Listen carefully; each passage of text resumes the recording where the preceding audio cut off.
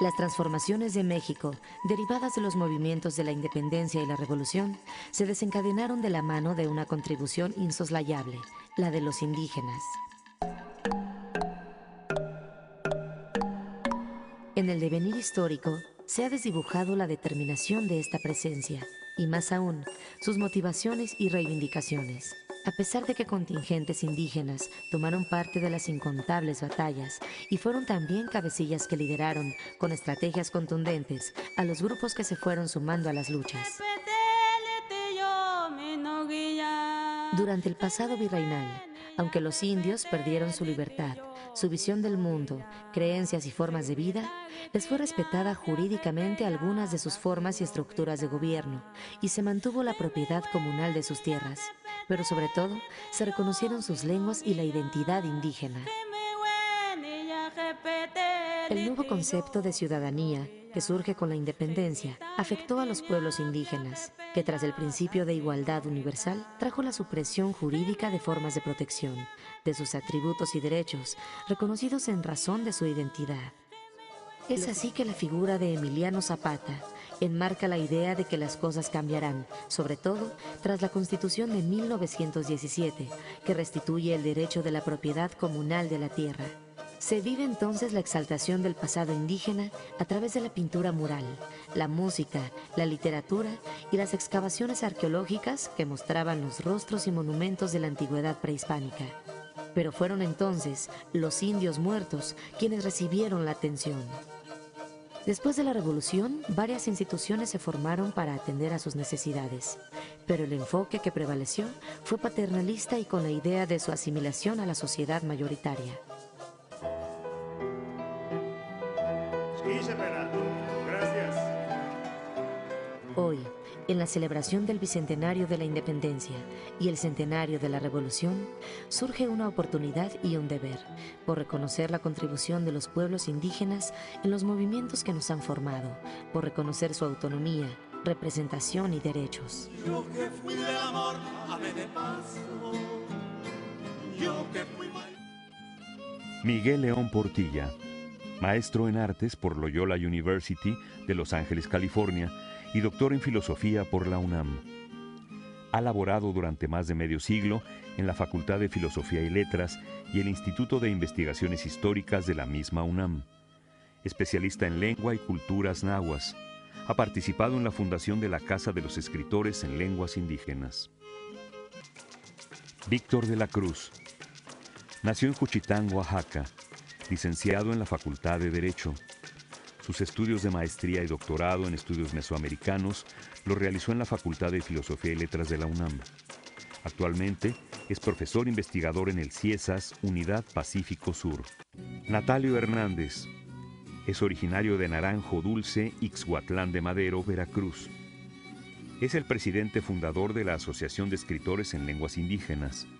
Se ha desempeñado como subdirector de la Dirección General de Educación Indígena de la SEP y subdirector del Programa Nacional de Lenguas y Literatura Indígenas del CONACULTA. Irma Pineda, escritora y traductora vinizá, originaria de Juchitán, Oaxaca. Ha trabajado en el Senado de la República, el periódico La Jornada, la Dirección General de Culturas Populares, CONACULTA. Actualmente es docente en la Universidad Vasconcelos de Oaxaca, Campus Tehuantepec, y en la Universidad Pedagógica Nacional, Unidad Ixtepec.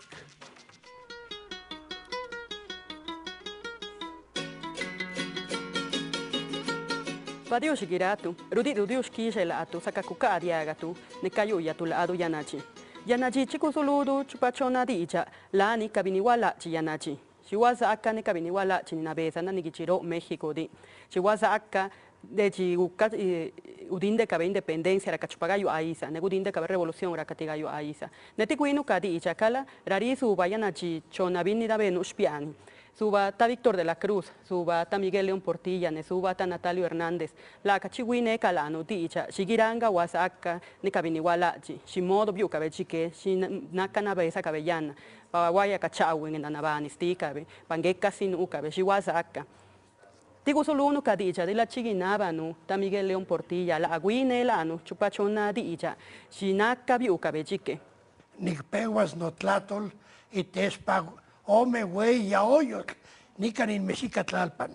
Voy a comenzar mi relato, mi recordación acerca de estas dos guerras, de estos dos movimientos que tanto afectaron a nuestro país, pero particularmente notando qué ocurrió con los pueblos indígenas. Cuando estalla el movimiento que encabeza Miguel Hidalgo, había muchísimos indígenas en México, era más de la mitad de la población del país. México tendría 6 millones y pico, y de esos más de 3,5 eran indígenas. ¿Qué les movió a ellos? ¿Qué sintieron respecto de lo que estaba ocurriendo? Van a decirme, bueno, ¿y qué testimonios tiene usted? Bueno, pues tenemos, en primer lugar, lo que dijeron los mismos caudillos, Hidalgo, Morelos, en sus bandos, y más tarde ya en la Revolución, desde Madero, Zapata, obviamente. ¿Y qué más? Pues tenemos testimonios de gente que estaba allí, de alguna manera, en el caso de la Guerra de Independencia, Alamán, Bustamante, Zavala, Fray Servando Teresa de Mier. En el caso de la Revolución, otros muchos que han estudiado esto, los periódicos de la época, las palabras de algunos indígenas. ¿Qué mueve a los indígenas a participar masivamente? Participaron decenas de miles. ¿Qué los mueve?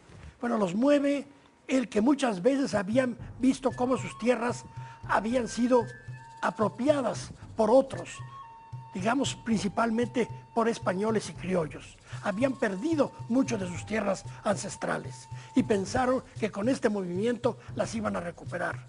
También estaban muy agraviados con una cantidad de impuestos, alcabalas, tributos. Eso creen ellos que se va a mejorar. De hecho, Hidalgo, en su primera alocución, según dice Juan Aldama, que fue testigo, aludió al tema de los tributos diciendo que a los indígenas se les disminuirían o incluso se les suprimirían. Y luego, ¿qué dijo más adelante estando en Guadalajara? Que las tierras que tuvieran los propios indígenas debían ser restituidas a ellos aunque estuvieran enajenadas o alquiladas o lo que fuera. De tal manera que esas dos grandes preocupaciones. Además de que los indígenas llevaban 3 siglos, primero con las encomiendas, los corregimientos, era una vida muy dura en las minas, trabajando para otros. Lo notable es que lograron sobrevivir y que hablaban sus lenguas y mantenían mucho de su cultura. Entonces participan, muchos mueren. Es interesantísimo leer, por ejemplo, la toma de la Alhóndiga de Granaditas, cómo los indígenas se arriesgan en esa primera batalla, ellos que nunca habían participado en batallas. ¿Y qué ocurre? Pues que ocurre que, como el movimiento de independencia se vio influido por ideas liberales de la época, por la misma Constitución de Cádiz, que decía que todos somos iguales, que ya no hay diferencias, entonces los indígenas, en vez de que se les hiciera inmediatamente restitución de sus tierras o que se les quitaran los tributos, lo que ven es que empieza a perderse su personalidad jurídica. Antes, ellos formaban parte de las repúblicas de indios, los antiguos Altépetl. Ya no hay repúblicas de indios, ya no hay juzgados de indios, ya no hay propiedad comunal de la tierra. Las lenguas empiezan a ser más bien ya, digamos, despreciadas, haciéndolas a un lado. Ya venía un poco mal la cosa desde los Borbones, me refiero a los virreyes del periodo que gobernaban los Borbones en España. Entonces, al terminar la Guerra de Independencia, han muerto varios cientos de miles de indígenas, no ven que se les restituya realmente lo que se les había ofrecido y en cambio han perdido su personalidad jurídica. Viene la época de la Reforma y entonces al suprimir la propiedad comunal de la iglesia que había acumulado grandes extensiones de tierra, se le suprime también a los indígenas y eso fue verdaderamente fatal para ellos. ¿Por qué? Porque se fueron a lugares inhóspitos, a los que llamaba Aguirre Beltrán, lugares de refugio, regiones de refugio, claro, bien dicho, y que van a dar o a trabajar en las ciudades en cargos que están pésimamente remunerados. Y comienza a incrementarse su desgracia. No digo que antes estuvieran muy bien, pero aquí, si yo pierdo mi personalidad jurídica, pues estoy perdido. Viene la revolución, participan otra vez muchísimos, yaquis en Sonora, Luego, por ejemplo, muchísimos nahuas en Morelos con Zapata y otros muchos grupos. Y mueren muchos. ¿Y qué sacan? Bueno, en la Constitución de 17 se restablece la propiedad comunal en forma de los ejidos.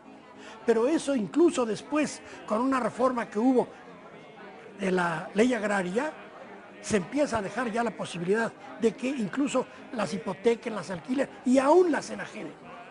Entonces los indígenas se preguntan, bueno, pero ¿qué sacamos de todo esto?